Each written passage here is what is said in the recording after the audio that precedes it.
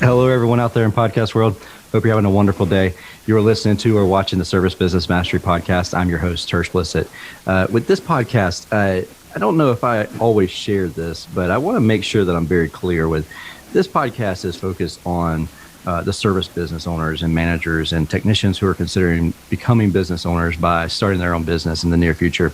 And when I say service business owners, it's anybody that really crosses the threshold while in the threshold of the house. And a lot of times it's residential. We focus a lot on residential. We focus a lot on HVAC too, because, I own an HVAC company. And so it's natural for me to migrate in that direction. But we have a lot of people who are guests on the show or listeners and people who I interact with on a daily basis, just about, who are well outside of HVAC or plumbing or electrical, and potentially carpet cleaning or lawn care.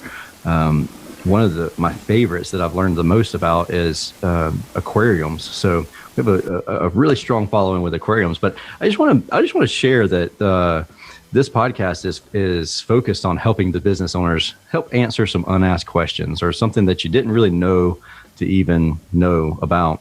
But today's episode is not that. Okay, today's episode is something that we all know a lot about: the pain points of retaining, employee retention, team growing, building. I'm honored to have Dr. John Sherk on the show, and he is going to share with us how we can retain employees. And as the title says, we're going to work on building an impenetrable wall around our team. So it's super. I mean, I'm super excited and super humbled that John's willing to come on the show and share this tidbit of knowledge with us and really answer any of my ridiculous questions. So that's really what I'm really thankful for. But with that being said, welcome to the show, John. Thank you so much, Tersh. Yeah, Thank you. it's my pleasure. So tell us a little bit about you, your background. Sure. And yeah, we'll start with that. Well, let me tell you the story of me and air conditioning first.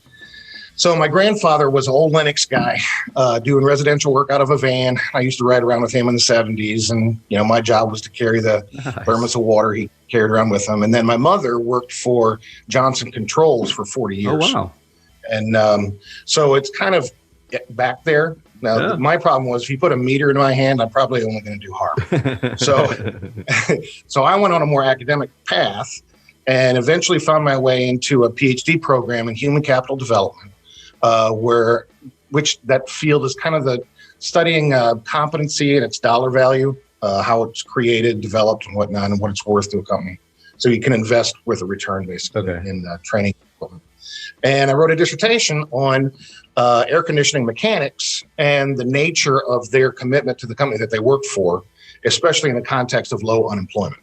Yeah. And so you want me to break that down a little bit? The thing about it is everybody in the trades are feeling this pain. It's not just HVAC, but you have specialized experience in HVAC. So we're gonna dive deep into air conditioning. And I'm actually thankful that you have that you're HVAC, and because I own an HVAC company. So, but with that being said, we all feel like, and especially if you have to have a trade, like a license, EPA license. I just happen to have mine sitting here on my desk with me. But if you have to have an EPA license to do air conditioning, or if you have to be a journeyman, or you have to be a master plumber in order to work somewhere, it makes things a tad bit tricky and very, like, you just can't hire any Joe Blow off the street and bring them in unless you're willing to invest a lot of money into them. And when I say a lot of money, I mean a lot of money. And I'd like for you to also kind of touch on this and see if you have very much experience or have had any research on this. I know this is brand new, so but that is dealing or combating the ridiculous amount of money you could make by being unemployed right now. That's a good point. Yeah. Yeah. We have a number of restaurants in our area right here that have just put signs on the door saying we can't be open because we can't get staff to staff our restaurant. Same here. So, yeah. Yeah. Our Burger King. So my kids, they're spoiled rotten. Our Burger King is right next. This is marketing genius here, right next to the middle school and the high school. So every morning we just have to whip right into the Burger King, and they had a sign there on the door that was like, "Our hours are reduced, and please be patient with our staff because we're reduced capacity because people won't come to work." And it is what it is. But yes. So right. so give us a little deep dive into that. Sure. So let me start with this: that anybody, like, let's take the company, your company, Tersh. Everybody who works for you is their commitment to your organization and to you. It has three components to it. There's their desire component, meaning they want to be there. There's an obligation component where they feel like there's a fair exchange happening or from past loyalty, but there's an obligation piece. And then the third component is that it costs them too much to leave, right? Now, everybody who's working, every mechanic, everybody who works for a company is committed for some combination of those three factors. And what we know is that you can predict discretionary effort, how much extra chosen effort they will give you and how much they're thinking about leaving by what these levels are. So in other words, the high desire people are giving you their best effort and they're not thinking about leaving at all.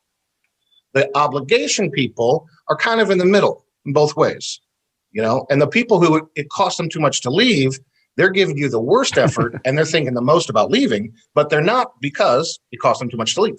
I love that. Right? I love this. So before you go into and so the audience knows, we haven't talked about this beforehand. That's one of the things about my show is if I talk about anything before we start recording or before we go live, that's when the gold happens. That's when the magic happens. So I just we're not having a conversation. Yeah. So, but one of the things that you mentioned there is number 3, cost too much to leave.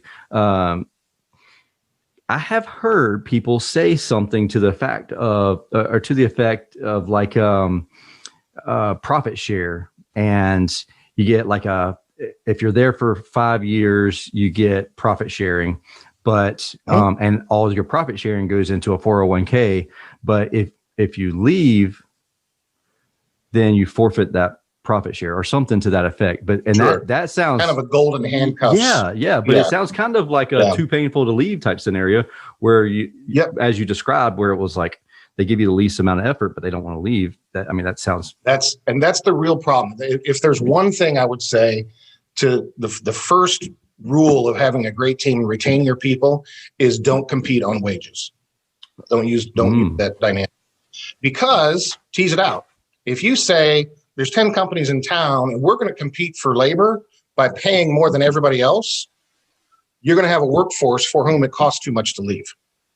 If you're paying $4 an hour more than anybody else in town is, it's only a matter of time until that technician has another $4 an hour worth of bills. Oh yeah. And now they can't go back to where they were. Because no matter how many times you've told them, don't live to your means, and you get a pay raise, put whatever your pay raise is, put it into savings or put it into that's not how it happens. You get stuck. Like this. Compete on culture, not on wages. Right. That, and I'll add to that. What I found in my research was that in the context of very low unemployment, the dynamic of costs too much to leave vanishes. Because in 15 minutes, they can go work for anybody else in town. That's so true. That is so true. Yeah. Yeah. Except for the exception to that is when the company has a fantastic culture, because you can't buy that. And so when the culture is great and the techs are clearly valued by the company and they're not throwaway people, they really value them and they really take care of them, then they see that as that it costs them too much to leave that. Okay, so answer this question for me, and I'm glad you said that, because this is something that we deal with our business, and so we have an amazing culture. And I mean, I'm not tooting my horn; I'm tooting the horn of my team, because they do it more than I do. Like, they're the ones who bring the culture and really just bring it home. Everybody that comes on board that's ever worked for a competitor or another HVAC company, even outside of our area, they're all like, how can you do all of this and still make money, still have time to work? like, how is this environment this way?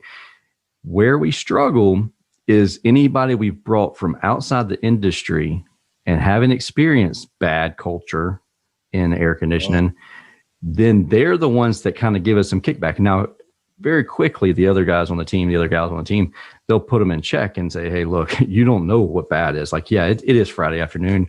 Nobody wants to work past 5 o'clock on a Friday afternoon. We're all there. But imagine working till 11 o'clock at night, 7 days a week, and then being, scalded the whole time. So what do you say to that scenario? What advice could you give me as far as people who haven't experienced bad culture? So I don't want them to jump ship, go experience something bad, and then come back and be the prodigal son type scenario. But it's sometimes it's like, if you think it's so bad, maybe go experience that. My oldest client is an air conditioning company in Baton Rouge, and one of their strategies is to let people go and hire them back, because for exactly the reason you're talking about. It's a big company. They have probably 100 techs, kind of a organization. And they have about 20 supervisors, and something like 14 or 15 of them are people who left and came back. Wow. Because they really do have a superior culture to anybody. And people leave. And when they leave, they say, you know what? I just want you to know you're welcome back anytime. Yeah. And that's part of the strategy. When they welcome them back, is it like, do they hold it over their heads? I told you so. Or is it like, nope. Hey, the only time they have an issue with it is if they try to do it over and over again to get a yeah. Right. Yeah. That's, that's for sure. But the one cycle, they left, they come back and they say, you know what? I didn't know how good I had. Yeah. They're like, come on back here. Yeah, absolutely. Yeah. Yeah, I love that because and I don't want to lose anybody on my team. Since bringing on a couple of other guys from the industry, from other companies, I feel like, and we keep a pretty good pulse, handle the pulse here. And we do what we call a momentum gauge. So we check, it's 4 times a day where we communicate via Slack. In interdepartment or in company communication through Slack, and we send out this emoji, and it's the light, green light, yellow light, red light emoji, and all they have to do is send back if they're green, yellow, or red, and if they're green, then we just Cadillac along. So it avoids the constant phone call of checking in and stuff. Actually. And then if they send back a yellow, I'll text them in their private chat, in their private group and everything. And the other team members, they'll check on them too and just say, hey, how's it going? Are you stuck on something I can help you with? And yellow means like you're not bad, but you're just getting irritated or you're tired or something's adversely happening. And we do this at 7 o'clock in the morning or 6:45 in the morning as well, because as they're coming into work, I want to know how they are for the day too. So if they had something bad happen during the night and they come in as a red, we know they're starting off as a red, so let's see how the day progresses. And then red means whatever I'm doing. Like if I got a red right this moment, I would excuse myself for a second and make a phone call and check in on them. And so everybody knows that. So 4 times a day we have that on there. And so if anybody leaves, either one, they lied constantly saying they were green, or it's on me. There's no surprising there.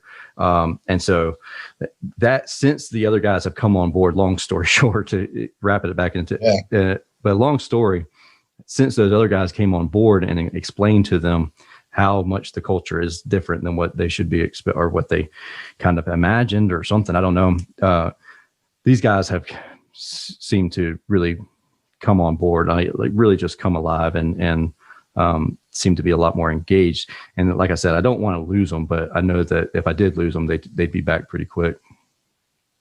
Well, one thought here is that's a fantastic system and makes me want to process that some more just for myself and my client, honestly. But what I normally would say in that context is overinvest in your dispatcher, and that your dispatcher is going to be the one more than anybody else who has the pulse of what's going on out there. And the quality of their communication is going to dictate a lot about the quality of the environment for the technicians. That's true. That is very true. What you're saying is also true, though. Having a way to, in a simple communication, which that's genius, red, yellow, green. It's just like they have a way of saying, something's wrong. Mm-hmm. They don't have to. The majority of air conditioning technicians are introverted, yep. And so it's hard for them to come in and articulate stuff sometimes. Mm-hmm. But this gives them a way to communicate without having to put a whole thought together. Yep. And then take the risk of saying I'm having a problem. Yeah, and so not only that, we reply in a group setting. As far as they give me their light color in the group setting, but I never reply to their message in a group setting. I always take that private one-on-one, and that we learned that one from experience. And I didn't reply, but one of the other team members replied, and it turned an introvert more introverted. And so it was like they didn't want that information being out there in public. So then it was hard to get them to join back into doing the initial red light, yellow, and green. And so once I figured that out, I'm like, hey, SOP, don't ask any questions. I won't ask you a question in this chat. You don't ask questions in the chat. If you want to reach out to them privately, do that. But absolutely zero tolerance, no tolerance on hazing. If somebody comes in and puts in a yellow or red, absolutely it's a fireable offense to haze someone over that. So, because we do have a good rowdy atmosphere, but that's one thing that I just won't tolerate is that. Well, and that's, I think, one of the pillars of a great culture generally. Mm-hmm. You're speaking to it right now. Is a great culture is built on empathy and taking care of people, not on toughness. Yeah. I mean, empathy is, in any service business, empathy is the core to the whole thing. If you can't walk into a room with 20 hot people who are mad at you, even though it's not your fault, right, and still feel empathy for them, you shouldn't be in this business. Empathy is the core of all the customer service. Yep. It's the core of great culture. And fundamentally, any business is solving a problem in exchange for money, right? I mean, that's what business is. And if you don't have empathy for the person who has that specific problem, then you're just a mercenary. Yeah, so true. Empathy is a very important part of the culture. And anytime you're working with a kind of a craft labor zone, mm-hmm. there is kind of a, who's the alpha, who's the tough guy. Yeah. Who's the toughest guy in the room? And some of that is okay, but at the end of the day, it isn't a competition to see who's toughest. Mm-hmm. What you don't want is some guy in 140-degree attic in July trying to prove he's tough. Right. Yeah. That's just a recipe for disaster. Exactly. Yeah. And safety first is one of our core values. And one of the things that my wife, she runs the business with me, Julie, and she stays on top of me about this because this is one of my targets. If you can see this board behind me, that's my targets, 90-day goals and targets for the next 90 days. But one of those that I had on there was to start and end every single meeting with our core values, our 4 core values, and then share how we've used it throughout since the last time we had a meeting, and saying that safety first core value. So then there's no guess. I mean, it's on their sleeve. It's on the patch on their sleeve. There's no guessing. Safety first is safety above all is our core value. And it goes back to like somebody fails one of the core values. It's not an excuse. We constantly are coaching on core values, and that I love what you said about the alpha. And I guess as we grow, I'm seeing where our word's getting out about our culture. And so we're bringing on people who are, I just am honored to have them on my team, because I never would have thought they'd be on our team, because they're just pillars in our community as far as the industry goes. And the thing that I'm concerned with, or I was concerned with, is, and still can potentially be concerned with in the future, is bringing alpha from this company and the alpha from this company and the alpha from this company. And then we're bringing them all into one space. And I don't want clashing, there. And so I think that's, if you could talk on that, that's something that is, we have multiple alphas who are on board with us now, and they all mesh very well, but I don't want it to become an issue. Well, here's the thing, that anybody's influence inside the company is built on 3 things. One of 3 or all 3 things. formal authority because of their position, Mm-hmm. right? They're the manager, whatever. Their expertise in something, Mm-hmm. or the relationship side. Oh yeah. Okay. So that means that if somebody's coming in as an alpha, they're trying to express their dominance somehow. And if it's purely with attitude, then what they're trying to say is that if we took this to the parking lot, I'd win. Yeah. And then that's the part where I'm like, yeah. Now, what I would add to it, though, is that companies I see consistently making the mistake of building the relationship and the team and the culture without the authority in the relationship. Meaning this, I'm your boss at work. We're going to go out for beers after work, and we're going to pretend I'm not the boss. We're going to form a relationship like that, and then we're going to try to bring that back in. And now we're going to have this kind of odd situation where now I am the boss. So it's kind of like I'm putting money in the bank account and I'm spending it back down. I'm putting it back in and I'm spending it back down. And the problem is the relationship dynamic. It works to a point, but it never really you never really get the fifth gear. Yeah, I agree with that. So instead, what I tell my clients all the time is that your manager has to think this way: I'm in charge, but you're more important than me. And I'm going to create an expectation for you that's crystal clear, and you're going to succeed or fail, but you're going to feel the weight of my authority helping you succeed instead of being a problem for you. And when that dynamic happens, that relationship goes into high performance, happy at work overdrive. And the two most common, there's kind of a third, but if the basis of that technician's relationship is just market rate for wages, that's what you have. But if you have somebody who says, my manager, my supervisor, my boss, they're clearly in charge, but they use that to make me successful, right? When that experience is happening, you just get optimal culture, and it's a culture you can't buy, right? And so I use this story a little bit. Like, imagine dad and forgive me for using a child in the story. Techs aren't children, but a dad and a 10-year-old go fishing, right? Yeah. And normally, dad ties the lure when they go fishing. This time, dad says, "Okay, son, this time you tie the lure." And he feels the weight of being seen by his dad, and he's doing it right in front of him. He feels nervous, but he takes a little longer. Dad answers questions, doesn't put any pressure on him. He does it right, and dad says, "Great job." And then his dad says to him, "That's why in life, if it's important, it's worth taking the time to do it right." Exactly. Right? This is a metaphor for what I'm talking about. Yeah, that's right. Perfect. This is very similar to junior tech and senior tech. Show up, hot room. Senior can fix this thing in 5 minutes. Junior is going to take 30, but he's going to have a great learning curve, right? So the senior tech is going to have to manage their own urgency about getting this done well enough to take junior through it.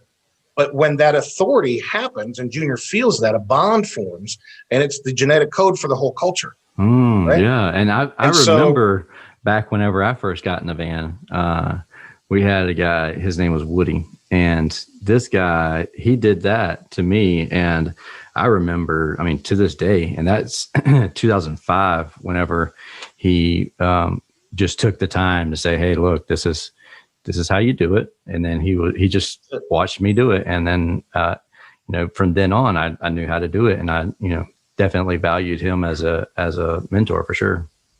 And imagine everybody in your company having a Woody. Yeah. And what that impact would be on the culture and the loyalty and and that's where you begin to have it cost too much to leave. Because it's like, I got all this here. There's no Woody over there. Over there, they just give me money. Yeah. That, there has to be a reasonable, can't pay people $10 an hour. Right. Yeah. But within reason, that one of the pillars of a great culture is having authority, having relationships with the authority in the relationship, instead of having, sorry, now I have to be the boss. Right. And have you ever seen that successfully work, as far as let's go hang out after work and then come back and I'm your boss? Or do you, you have to be only half. Yeah. It's better than nothing. One of the most important things you can do as a boss is get to know your people. Yeah, absolutely. So there is a dynamic to it that's helpful.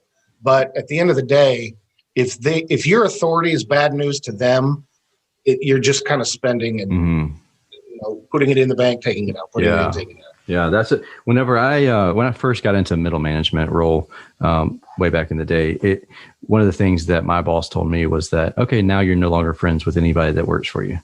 And I was like, well, hell, I was friends with them whenever I was their equal. And he was like, well, no, you can't hang out with them. And then it's like a NCO thing in the military. And it's like, I can't hang out with the officers.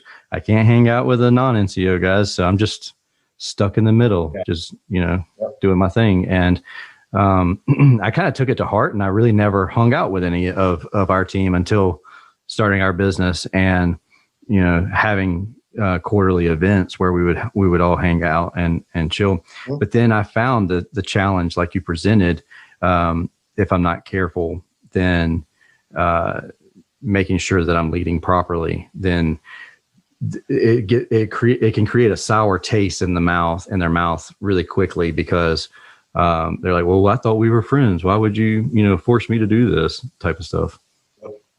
Yeah, the way to solve that is just, you obviously have to be on the same page with that person that you have authority over in terms of performance, if that they want to be successful also, that kind of thing. Which is not always a given. Oh, yeah. Should be always. But then just create an expectation, create the moment where they have to, there's some like, oh, can I actually accomplish that? Make it crystal clear, and then throw the full force of your authority into supporting them, getting them what they need to get them across the finish line. Yeah.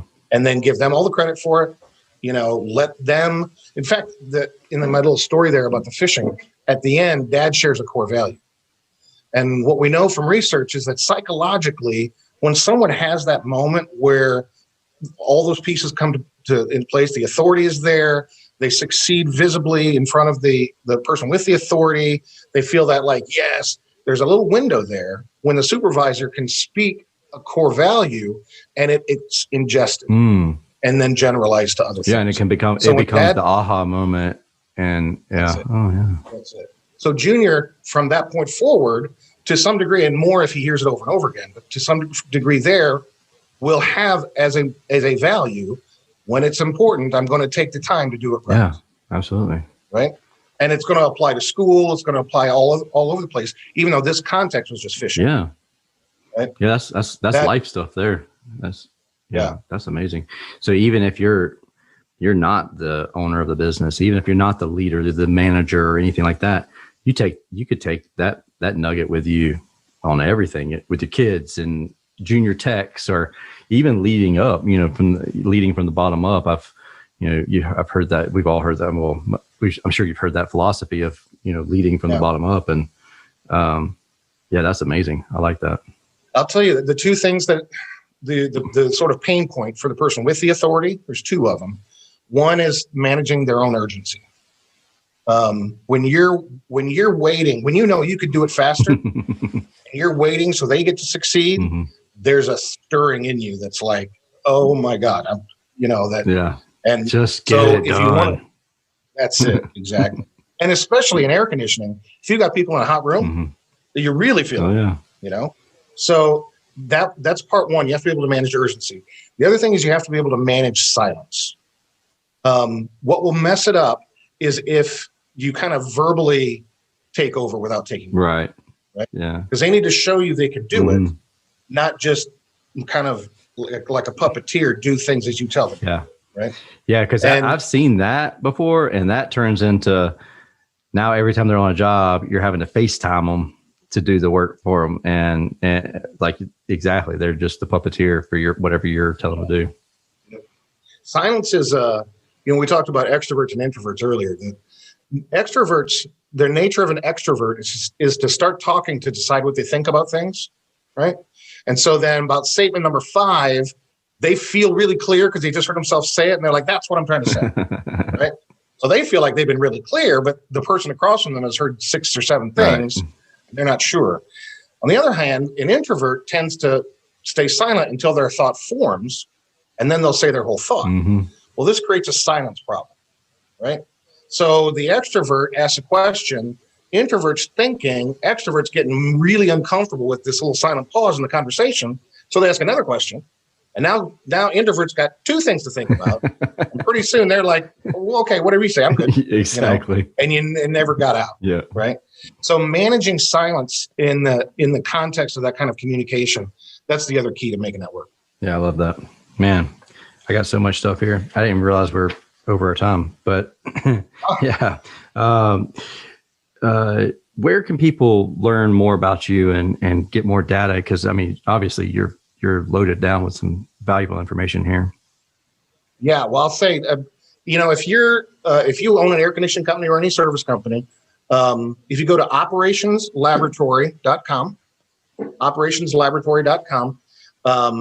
you'll see a pop-up window for my current ebook called 2 Hour Succession. I've built out a succession planning program for family businesses who want to pass the torch from one generation to the next, without blowing up the business or blowing up their family or blowing up their retirement. There's a lot of issues there. And so sign up, get the free ebook, and then you'll also receive an invite to my private Facebook group where you can interact with me there. It's called 2 Hour Legacy. We're just getting that started, so there's only a handful of people there right now. But please join up. Feel free to interact with me there. And also, there's a link on that pop-up on my website that goes straight to my calendar. And if you feel like, now I really want to talk to you, John, I got something that I want to work through with you. First session's always free. Just click that, sign up, and we'll have a Zoom call. Sweet. I appreciate you coming on the show and sharing all that. Absolutely. I appreciate you having me. That's tons of stuff. I'm going to have to listen to that a couple of times just to get it all back. I was taking notes as fast as I could, but my chicken scratch, I ain't going to be able to read it. But yeah, I really appreciate you coming on the show today. Yep, absolutely, Tersh. It's my pleasure. And if anybody has any questions at all, don't forget to reach out. operationslaboratory.com, and I'll put a link in the show notes too. If you have any questions for me, feel free to reach out to me. As always, Tersh at serviceemperor.com, LinkedIn, Facebook, Instagram. I'm on all of them, YouTube, and reach out to me. And then if you have a question for some reason, can't get in touch with John for any reason, just let me know and I'll make sure I make a connection. But with that being said, I hope y'all have a wonderful day and a safe week. And thank you again for watching or listening to this episode of the Service Business Mastery Podcast. It is a podcast focused on service business owners, managers, and technicians who are considering becoming business owners themselves. So we'll talk again next week. Be safe. See ya.